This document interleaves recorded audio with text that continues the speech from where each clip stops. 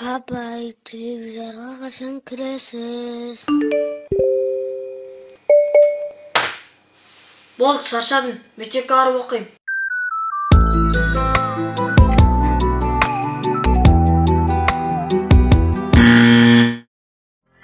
Бұрын мен мектепте отырған кезімде үйдегі телефонды ойлап отыратын едім. Ал қазір мына телефонның ішінде отырып, мектепте ойлап отырмын. Құрметті ұстаздар, сіздерді келе жатырған ұстаздар күні мерекесімен шын жүректен құттықтаймын. Сіздерге зор денсаулық, ашық аспан тілеймін.